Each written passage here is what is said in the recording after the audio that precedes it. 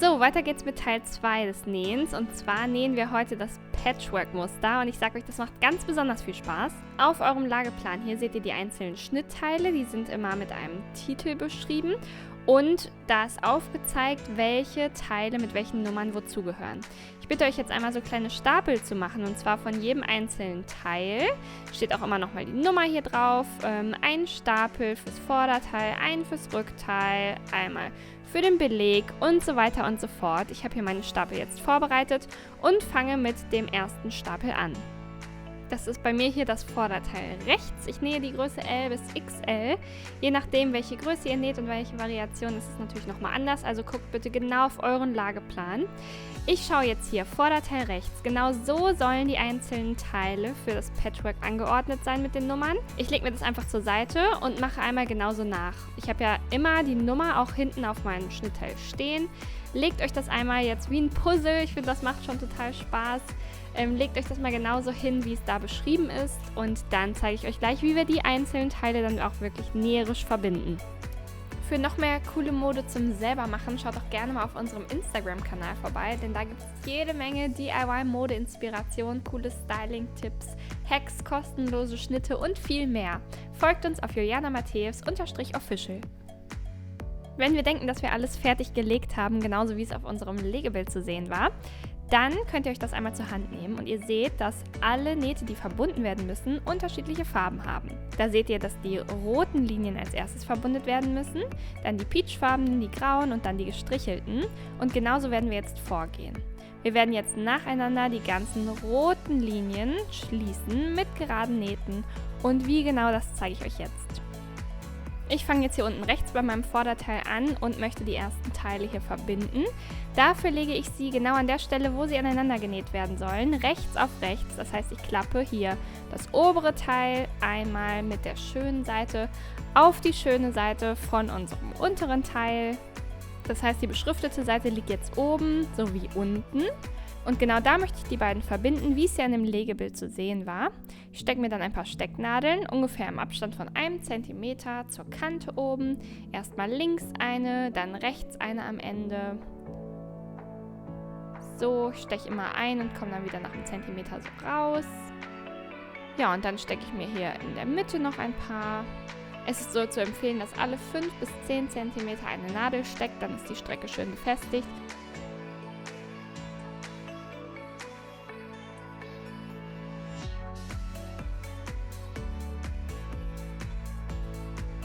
Ja, wenn wir die ganze Strecke einmal mit Stecknadeln befestigt haben, dann möchten wir hier von ganz links nach ganz rechts im Abstand von 1 cm zur Kante eine gerade Naht drüber nähen und das ist wirklich super easy. Zur Kontrolle könnt ihr euch das Ganze auch immer wieder hinlegen und einmal sozusagen aufklappen, um zu sehen, wie das dann später aussehen wird von außen. Jetzt liegt ja bei mir hier dieser kleine karierte Bereich oberhalb von dem Denim-Bereich. Könnt dann auch immer nochmal die Nummern kontrollieren und wenn das stimmt, dann kann es losgehen mit Nähen. Wir nehmen jetzt den normalen Geradstich in einer Stichlänge von 2,5. Das ist der Stich, mit dem wir hier alle unsere geraden Nähte nähen. Und damit kann es jetzt losgehen. Wir legen unser Nähgut so an, dass wir gleich in einem Abstand von 1 cm hier zur rechten Kante nähen. Ihr solltet dazu eine Markierung hier auf eurer Stichplatte haben. Wenn nicht, guckt doch bitte auch nochmal unser Grundlagentutorial, da gebe ich einen kleinen Tipp dafür. Ja, und dann senken wir unseren Nähfuß, entfernen hier die erste Stecknadel und fangen an zu nähen. Wir nähen ein paar Stiche vorwärts, ein paar Stiche rückwärts. Damit ist die Naht verriegelt und kann sich nicht mehr öffnen. Und nähen dann einmal hier die ganze Strecke einmal runter bis wirklich zum Ende. Dabei nehmen wir immer die Stecknadeln nach und nach raus. Immer 1 cm zur Kante nähen wir hier eine möglichst gerade Naht. So, und hier nähern wir uns schon dem Ende. Ich nehme noch die letzte Stecknadel raus, nähe wirklich bis zum letzten Fitzel hier. Nähe dann wieder rückwärts, so 2-3 Stiche. Dann wieder vorwärts, damit ist die Naht verriegelt. Ich hebe meine Nadel, hebe den Nähfuß, ziehe mein Nähgut weg und schneide dann den Faden ab.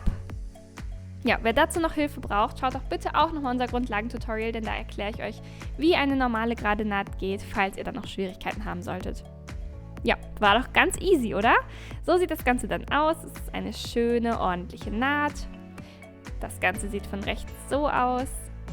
Richtig schön, man kann es erahnen. Und genauso setzen wir uns jetzt unser ganzes Patchwork-Teil zusammen. Ich gehe dann immer zurück wieder zum Tisch, wo ich meine restlichen Schnittteile liegen habe und platziere mir das Teil, was ich gerade genäht habe, wieder an der Stelle, wo es dann liegen soll. Und da sehe ich, hier kommt schon der nächste rote Bereich. Diese Naht soll jetzt geschlossen werden. Deswegen falte ich mir wieder rechts auf rechts hier nach unten meine hier Nummer 3. Guckt doch bitte bei euch, welche Nummer es sein soll. Stecke mir das Ganze wieder fest und bin dann genauso wie eben wieder bereit zum Nähen. Ich zeige euch das noch einmal. Aber ich glaube, das Ganze ist kein Geheimnis mehr. Wenn wir hier alles befestigt haben mit unseren Stecknadeln, ist das natürlich auch wieder die Strecke, die wir jetzt mit der Nähmaschine schließen möchten. Ja, und dann würde ich mal sagen, machen wir das mal. Wie eben auch wird hier im Abstand von 1 cm zu unserer Kante rechts genäht. Eine gerade Naht. Alles wird genauso durchgeführt wie eben gerade. Wir verriegeln am Anfang und Ende der Naht, damit hier nichts mehr aufgehen kann. Ja, und so setzen wir jetzt Schritt für Schritt unsere Teile zusammen. Und ja, ich würde euch jetzt bitten, alle roten Linien einmal zu schließen. Das geht genauso, wie ich es euch gerade zweimal gezeigt habe. Und die dann wieder so zu platzieren, wie sie auf dem Lagebild vorgesehen sind. Ja, und dabei wünsche ich euch jetzt mal ganz viel Spaß. Wir sehen uns gleich wieder, um die peachfarbenen zu schließen. Und immer wenn ihr eine Naht gemacht habt, kontrolliert doch bitte, ob alles richtig rum ist und auch die rechten Seiten alle schön aneinander liegen und das Ganze auch so angeordnet ist, wie es vorgesehen ist. Bevor es mit dem Nähen aber weitergehen kann, ist eins ganz wichtig, und zwar das Bügeln. Und zwar gerade beim Patchwork. Wir bügeln die Nähte, die wir genäht haben, immer danach einmal flach. Dann drehen wir uns die linke Seite nach außen und falten die Nahtzugaben einmal so schön auseinander. Bügeln da drüber, gerne auch mit etwas Dampf. Bügelt auch hier wieder so auf einer Stufe 2,5 ungefähr. Und dann dreht ihr das Ganze noch um zur rechten Seite und bügelt auch von da noch einmal drüber, während die Nahtzugaben schön auseinander liegen. Denn wir möchten, dass die Nähte hier richtig schön flach aneinander liegen und einfach so ordentlich aussehen wie hier. Und ich sage euch, das ist auch wirklich gar kein Geheimnis, gar keine Zauberei. Bitte beachtet immer nach dem Nähen, also jetzt in diesem Fall, nachdem ihr zum Beispiel alle roten Linien geschlossen habt, dass ihr die doch bitte einmal so schön bügelt in diesen 3 Schritten, wie ich es euch hier zeige. Immer einmal flach bügeln. Dann so legen, dass wir die Nahtzugaben auseinanderschieben können und kein Stoff auf der anderen Seite verschluckt wird.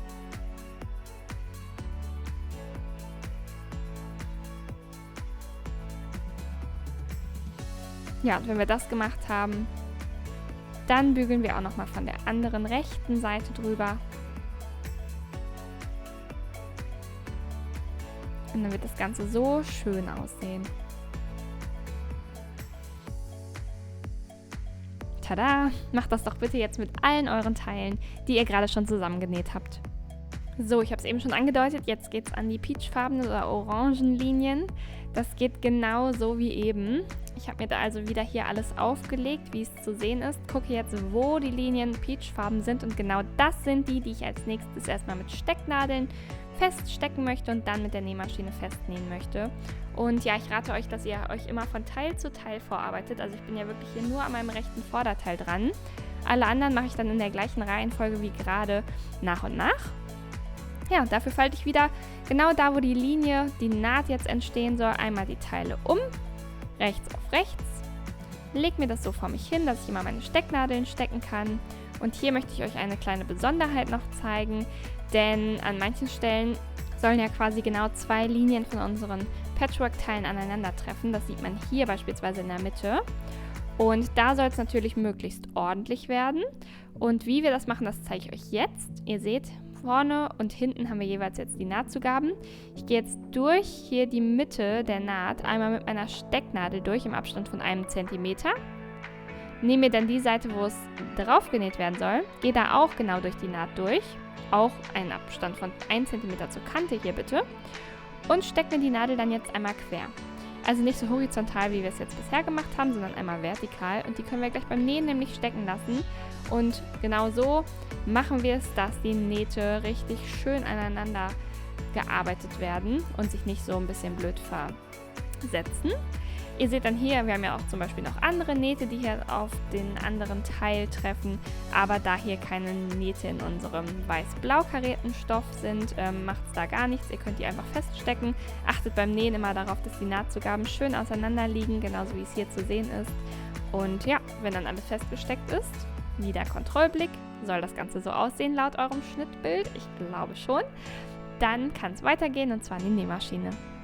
Ja, hier gibt es nichts Neues. Das Ganze wird genauso gemacht wie eben auch im Abstand von 1 cm zur Kante. Am Anfang wird verriegelt, dann wird hier ganz runter genäht. Ich entferne immer meine Stecknadeln. Jetzt kommen wir zu dem Bereich, wo unsere Quernadel steckt. Die können wir einfach stecken lassen. Achtet bitte wieder hier drauf, dass die Nahtzugaben so schön, wie sie gebügelt sind, auch liegen bleiben und sich jetzt nicht umklappen. Ich nähe jetzt einmal rüber. Ja, und das war's schon. Gleich anschließend entferne ich natürlich noch die Stecknadel, die da steckt. Aber erstmal nähe ich bis zum Ende, nehme mir die anderen Stecknadeln hier immer raus, nähe weiter und ganz am Ende möchte ich wieder verriegeln, bevor ich dann die Nadel hebe und den Nähfuß hebe und meinen Faden abschneide. Zack, so einfach war's. Wie gerade gesagt, nehme ich die Nadel natürlich jetzt noch raus. So, und ihr seht jetzt, das Ganze setzt sich schon super zusammen. Die Nahtzugaben liegen hier wunderschön glatt. Und wie eben auch möchten wir die Nähte, die wir jetzt geschlossen haben, alle auch einmal bügeln. Dafür wieder einmal von der linken Seite glatt bügeln. Dann bitte einmal auseinanderfalten, die beiden Nahtzugaben. So. Wieder auch hier drüber bügeln. Und ja, hier haben wir jetzt beispielsweise ja schon ein richtig großes, sag ich mal, zusammengesetztes Patchwork-Piece. Und ja, wenn wir da von außen jetzt noch drüber bügeln, dann sieht man, wie schön ordentlich das geworden ist. Auch hier mit dieser Naht, die in der Mitte aufeinander trifft, genau dort, ist eine richtig schöne Stelle geworden, die super ordentlich aussieht. Und ja, genau so machen wir das jetzt mit allen peachfarbenen Teilen. Und anschließend geht es jetzt weiter mit den grauen Teilen. Wieder sucht ihr, wo graue Linien sind und genau die sollen jetzt als drittes geschlossen werden. Alle grauen Linien stecken wir uns jetzt und nähen sie jetzt bitte einmal zusammen.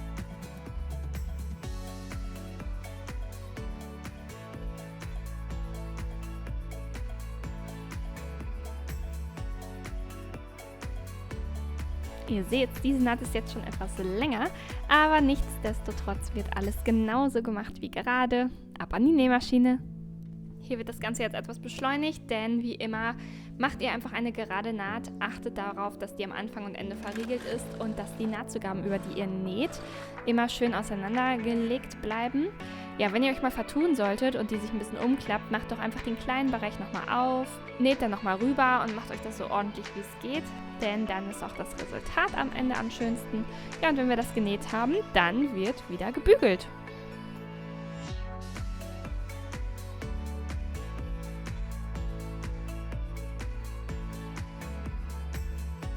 Ja, ihr könnt es wahrscheinlich schon erahnen, was wir jetzt 3-mal gemacht haben, machen wir noch ein 4. Mal und zwar mit den gestrichelten Linien. Also, das sind alle restlichen verbleibenden Linien hier innerhalb unseres Schnittteils für das rechte Vorderteil und die möchten wir jetzt natürlich auch noch schließen. Da gibt es lediglich eine Besonderheit und zwar bei dem Teil, wo wir hier dieses Ärmeloberteil an unser Vorderteil annähen möchten. Wir legen uns das zwar auch wieder rechts auf rechts, aber ihr seht, dass die eine Strecke deutlich kürzer ist als die andere. Als erstes stecke ich mir hier einmal die obere Kante von meinem Teil.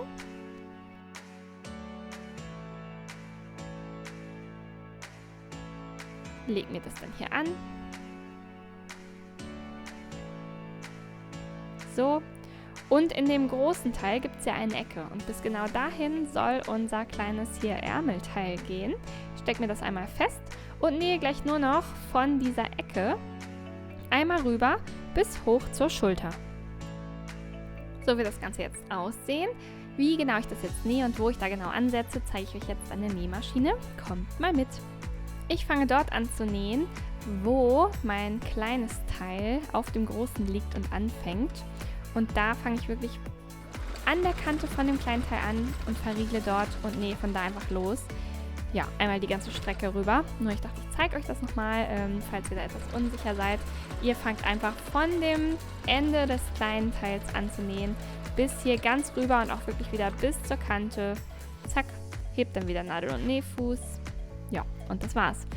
Hier sieht man es nochmal gut. Ich habe hier genau am Ende angefangen zu nähen. Ja, und so soll das auch sein. Wenn ihr jetzt alle gestrichelten Teile genäht habt, dann bitte ich euch, die einmal zu bügeln. By the way, ich finde es so cool, das Teil von innen zu sehen und da sieht man einfach, wie viel Arbeit dahinter steckt, weil es halt einfach nicht eingekaufter Stoff ist und fertig, sondern da hinter jedem kleinen Fitzel von unserem Patchwork-Kimono so viel Arbeit steckt und ja, die kann man ruhig von innen sehen. Wenn ihr erfolgreich euer rechtes Vorderteil oder mit welchem Teil auch immer ihr angefangen habt, gefertigt habt als Patchwork-Teil, dann macht doch bitte genau das gleiche für alle anderen Teile.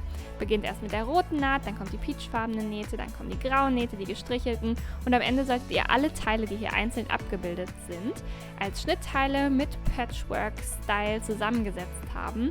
Und ja, dann kann es weitergehen und zwar werden wir dann den Kimono an sich fertigen, weil Patchwork haben wir jetzt abgeschlossen.